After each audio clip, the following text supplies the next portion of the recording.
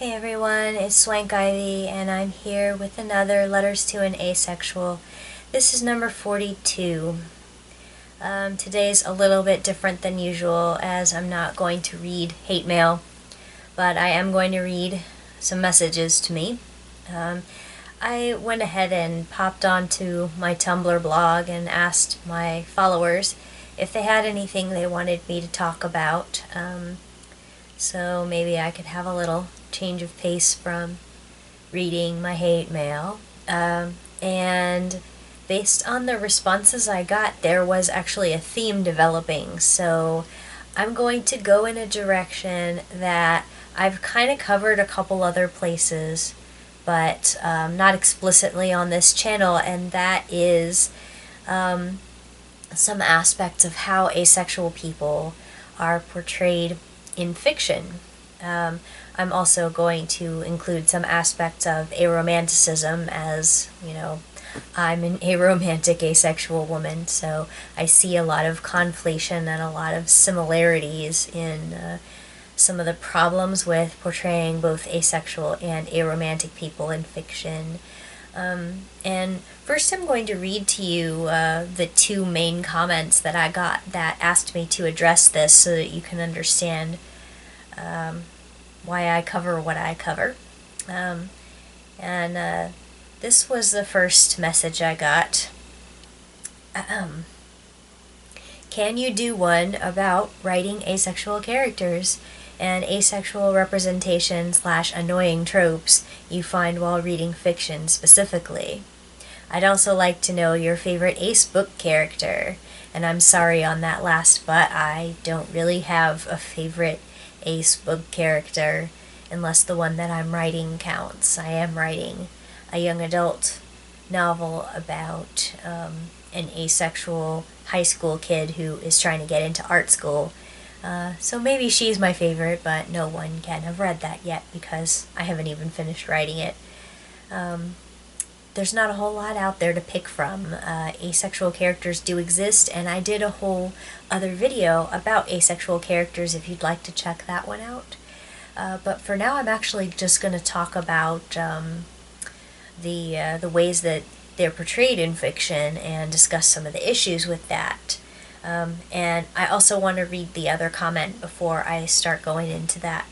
And that is, someone said, "Since I've seen more ace hate lately, please address that having the headcanon that a character is asexual doesn't mean they can't fall in love and or have sex. I'm so tired of condescending people who don't understand how asexuality works." And I kind of need to explain if some of you who are watching this don't know what that person means by headcanon.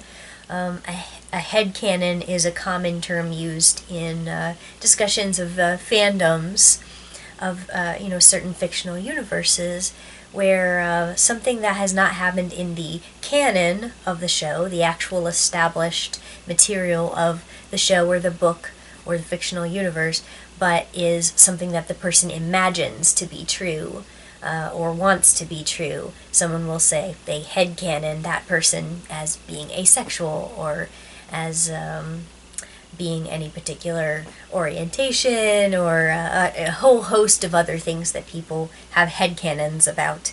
And this person was talking about headcanoning asexual people. That are people in fiction that may or may not actually be asexual, but you headcanon them as being asexual. You just imagine that they are. Okay, so this commenter was concerned about how common it is for people to believe that having sex, being in a relationship, falling in love, all of those things will negate that person's asexuality or will mean that they can't be considered asexual. And this is basically just an education issue. People are very black and white about what an asexual person can do and still use that term. Unfortunately, of course, there's a ton of conflation of asexuality and aromanticism, but even if that's not the issue, sometimes people don't understand that aromantic doesn't necessarily mean a person cannot have sex or that a person cannot be in some kind of relationship, and the same with being asexual. There are a lot of asexual people who want to have a relationship, may have sex in those relationships. And in fictional universes, some people will say, oh, if you think somebody is asexual and you're imagining that they are, and then they have sex or they get in a relationship, that means that character's not asexual. That's not true. And also kind of the opposite of that. If you are saying you think that a person is asexual because they remind you of yourself, you're an ace person, and you see that they act like you, and it's because they don't have sex, or it's because they don't fall in love, or it's because they don't experience any romantic attraction or don't appear to, that is not proof that they're asexual, but it also doesn't mean that they can never do those things in the future of their fictional universe. And that if people are interpreting them that way, then that means they don't want them to ever have those things, and that if they did, you would suddenly not be able to use that term for them. There are so many different manifestations of asexuality, of aromanticism, of both of those things. And people just tend to be very hardline about what counts. So hopefully that addresses that aspect of it. On writing asexual characters, I'm just going to read you something that I wrote for this exact situation. Both advice for writing ace characters if you're not ace, and for writing ace characters if you are ace. And I have also written about this a little bit on Tumblr if you want to take a look on my blog and look for that post. It is available, but here's kind of a rephrasing of some of those things with this specific issue in mind. Advice for non-ace people writing ace characters. Don't write them like they're similar to you without something. Don't write them like they're missing a core component of being human or being able to connect. Try to think of who a person would be if they grew to their current age without experiencing what you experience, but without making that some tragic defining feature. And so this isn't a list of don'ts. Write what they do have. What are they passionate about? What sorts of relationships do they need? And how are they fulfilled? If they live in a world similar to ours, where asexuality is uncommon, it's fine if their asexuality is brought up sometimes, especially if it's in the form of unwanted advances, or people being curious about how they function. And it's even okay if you want to write an asexual character who is worried about what their orientation means or feels broken because of it, as long as the narration does not try to push that message to the reader. And you provide some way of showing that this is a function of living an ace life in a non-ace world, where people are not supportive, not an automatic consequence of being ace. If you are an ace person writing ace characters, I recommend that unless you are specifically writing an issue book, meaning your book is about a person's ace journey, then you should keep educational speeches to a minimum and pay close attention to whether you're stopping the plot just to educate about this. If this is something your character would do, once is enough. Draw on your own experiences to tell readers what you want them to know about being ace. Do you want your character to show the audience how being ace doesn't make them miserable? Show their fulfillment, and maybe show them being confused or disturbed that other characters question how they can be happy that way. Do you want your character to show the audience how much it hurts when an ace person is fed damaging messages or is abused for their orientation?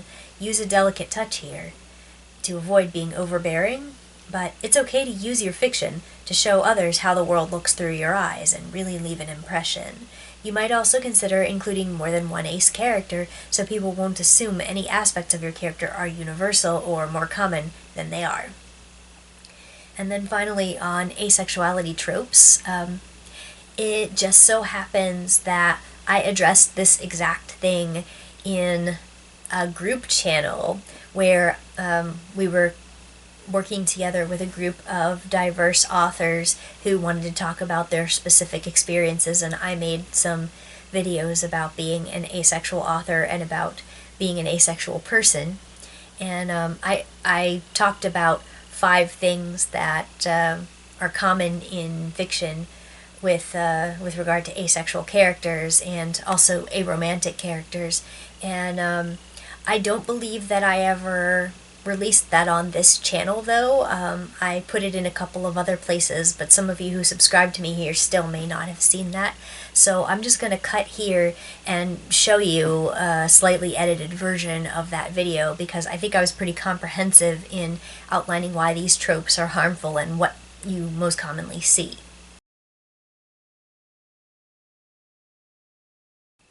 Number 1. We're serial killers, or at least really creepy. Well, first of all, this trope conflates mental illness with violence, and that, of course, is pretty terrible just by itself. But the association of mental illness with asexuality and aromanticism is pretty common in media. It suggests that only unstable people are asexual, or that maybe lack of sex causes incredible instability, especially for men.